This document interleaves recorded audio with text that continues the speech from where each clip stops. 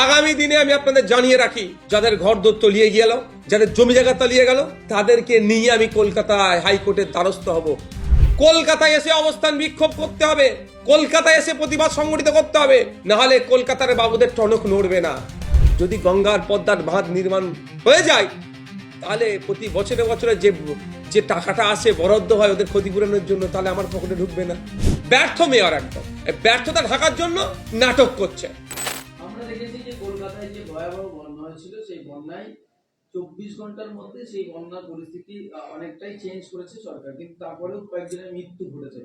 কিন্তু মালদা মুর্শিদাবাদের গ্রাম অঞ্চলের যে মানে অত্যন্ত দুর্দশাপূর্ণ দীর্ঘ 2-3 বছর ধরে আমরা দেখতে পাচ্ছি যে সেখানে প্রতিনিয়ত ঘরবাড়ি নদীর তলায় তলিয়ে যাচ্ছে। সেখানে প্রশাসন সরকারের কোনো রকম হেলদোল নেই। রাজ্য বলছে কেন্দ্রের দায়িত্ব, কেন্দ্র বলছে রাজ্যের দায়িত্ব। সেখানকার মানুষ আজ অসহায়। দুটো কথা প্রসঙ্গ। প্রথম কথা বলি যে 24 ঘন্টা না, 24 ঘন্টার অনেক অতিক্রান্ত হয়েছে। 24 ঘন্টা কেন কলকাতায় এই ধরনের পানি জমে থাকবে? ব্যর্থ হয়েছে নিকাশি ব্যবস্থা। যাদের আছে দায়িত্ব, তারা বছরে বছরে টাকা পায়, সে টাকাগুলো লুট হয়েছে। ছোট ছোট জলাশয় কলকাতায় যেগুলো ছিল, প্রায় 5,000-এর মতো, কম বেশি হতে পারে, আমাকে এক্সাক্ট ফিগারটা নাই, বুঝিয়ে দিয়েছে। এখানে সব বিল্ডিং হচ্ছে, প্রমোটিং হচ্ছে। ওয়েটল্যান্ড কলকাতার লাগোয়া আমাদের ভাঙড় বিধানসভা, ক্যানিং বিধানসভাতে যেগুলো ছিল সেগুলো সব বুঝিয়ে বাড়ি বানাচ্ছে। ওয়েটল্যান্ডের একটা অন্যতম গুরুত্ব হচ্ছে পানিকে সহজে তারা শোধন করে, মানে শোষণ করে নেয়, শুষে নেয়। তাহলে কলকাতার পানিটা ওখানে গিয়ে পড়বে, শুষে নেবে। কিন্তু এখন কলকাতার পানি গিয়ে পড়ার জায়গা নেই, তো কলকাতায় রয়ে যাচ্ছে বলে এই দুরবস্থা হচ্ছে। এর ফলে প্রায় 10 জন মতো মানুষ মারা যায়। আমি কলকাতা হাইকোর্টে একটি মামলা করেছি, একজন নাগরিক হিসাবে আমার প্রেয়া দিয়েছে, মামলা করেছি। এইটা একটা পার্ট, এটা সরকারের ব্যর্থতা। মেয়র সাহেব কোমরের নিচে অব্দি পানিতে নেপে হয়ে করলে তো কিচ্ছু হবে না, মানুষকে বোকা বানানোর চেষ্টা করছে। ব্যর্থ মেয়র একদম, ব্যর্থতা ঢাকার জন্য নাটক করছে। মেয়রের পদে বসার উপযুক্ত নয় ওনারা। যদি মানুষকে পরিষেবা না দিতে পারে ওই সিটের, তার কোনো গুরুত্ব নেই, কোনো দাম ওনার বসার যোগ্যতা নেই। তারপরও তিনি কোমর পর্যন্ত পানিতে নেবে হইয়াই করছে, বলছে বেশ কিছু কি না কিছু করে ফেলেছে। এটার বিরুদ্ধে আমি মামলা করেছি। এবার আসলে আপনি যেটা বলছেন গঙ্গা ভাঙন, পদ্মা ভাঙন, এটা তো গ্রামীণ সমস্যা। শহরের বাবুরা এতে নাক দেখাবে না। আপনি বলেন মুর্শিদাবাদ এবারে 20টা বিধায়ক উপহার দিয়েছে তৃণমূলকে, একটা পূর্ণমন্ত্রী পেয়েছে? শহর কলকাতার কটা মন্ত্রী বিধায়ক মন্ত্রী হয়েছে, আর মুর্শিদাবাদ থেকে কটা মন্ত্রী বিধায়ক হয়েছে দেখুন। অর্ধমন্ত্রী একজন, MOS, MIC হতে পারেনি। আখরুজ্জামান সাহেব বিদ্যুৎ দপ্তরের প্রতিমন্ত্রী। মুর্শিদাবাদ কোথায়? গ্রামীণ সমস্যা বলে নজরে পড়ছে না। আমি গিয়েছিলাম কিছুদিন আগে কলকাতা এতে গঙ্গা ভাঙনের ওখানে, আমি ওদেরকে বলে এসেছিলাম, আজকেও বলছি, আপনাদের জানাশোনা থাকলে তাদেরকে বলুন, আমাকে বলুক তারা। কলকাতায় এসে অবস্থান বিক্ষোভ করতে হবে, কলকাতায় এসে প্রতিবাদ সংগঠিত করতে হবে, না হলে কলকাতার বাবুদের টনক নড়বে না। বিঘে বিঘে জমি তলিয়ে যাচ্ছে, বাড়ি ঘরদোর তলিয়ে যাচ্ছে, চাষযোগ্য জমি তলিয়ে যাচ্ছে, মানুষ ধ্বংস হয়ে যাচ্ছে।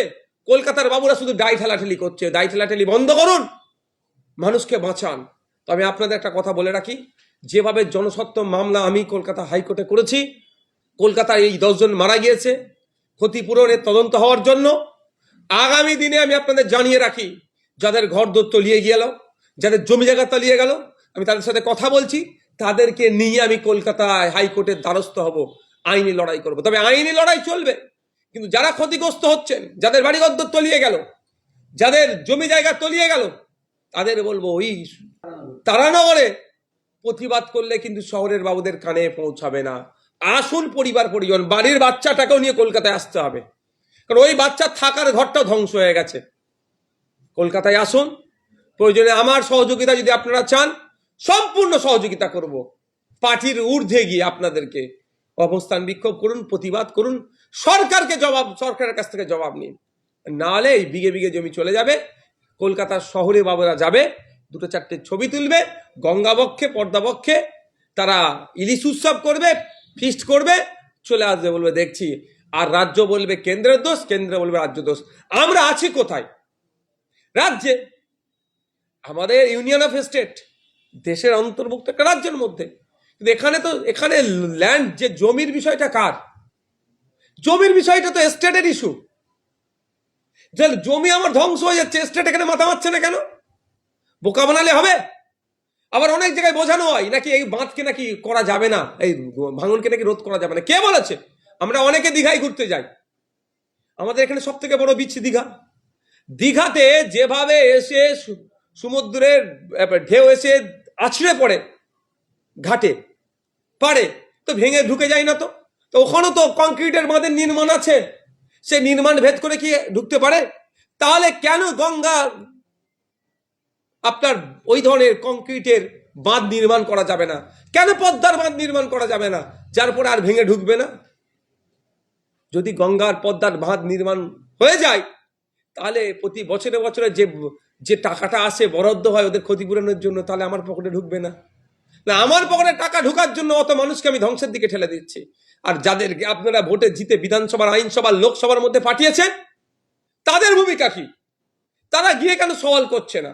আমি ভাঙড়ের বিধায়ক, আমি বিধানসভায় গিয়ে সওয়াল করেছি, আওয়াজ তুলেছি যে লেদার কমপ্লেক্স থেকে যে পরিশুদ্ধ পানি ছাড়ার কথা তারা ছাড়ে না, ফলে ওই বিষযুক্ত পানি, আমি বলছি এটা, তারা খালে যায়, ওই পানি দিয়ে চাষবাস করলে কৃষকদের ক্ষতিগ্রস্ত হচ্ছে, ওখানকার এলাকা দূষিত হচ্ছে, এবং গরু ছাগল ওই পানি পান করলেও তারা ক্ষতিগ্রস্ত হচ্ছে, অনেক মারা যাচ্ছে। এটা বন্ধ করতে হবে, এই আওয়াজ আমি তুলেছি। ভাঙড়ের মানুষ আমাকে ভোট দিয়ে পাঠিয়েছে, তাদের দুর্দশার কথা বলেছি, যেখানে লক গেট করার দরকার তার কথা বলেছি। কিন্তু ওই জায়গার তারানগর, শামশেরগঞ্জ, ফারাক্কা, ভূতনি, মালদার বছরে 3-4 বার বন্যা হয়ে যাচ্ছে, ভাবতে পারা যায়? কোন রাজ্যে আমরা বসবাস করছি? কোনো হেলদোল নেই। আজকে কলকাতায় যেটা হচ্ছে সেটাও খারাপ জিনিস, কলকাতায় হলো বলে সারা রাজ্যে ছুটি পড়ে দিয়ে দিল, আর ভূতনির মানুষজন তারা ওই জলমগ্ন অবস্থায় পরীক্ষা দিতে যাচ্ছে, তাদের নিয়ে কোনো চর্চা নেই। তাই শহরের বাবুদের কানে ঢুকাতে হবে গ্রামের কষ্ট, গ্রামের আপনার মনাচার কাজ গ্রামে যেটা হচ্ছে, শহরের বাবুদের কানে এসে পৌঁছাচ্ছে না। শহরের বাবুদের কানে ঢুকাতে গেলে শহরে আসতে হবে, শহরে এসে প্রতিবাদ সংগঠিত করতে হবে। আর যখন ভোটটা দেবে, সঠিক লোককে দিন, যে আমার অন্তত কথাটা আইনসভার মধ্যে গিয়ে বলুক যে আমি এই দুর্দশার মধ্যে আছি, অন্তত এ কথা বলুক। এই কথা বলার লোকটা তৈরি করতে হবে।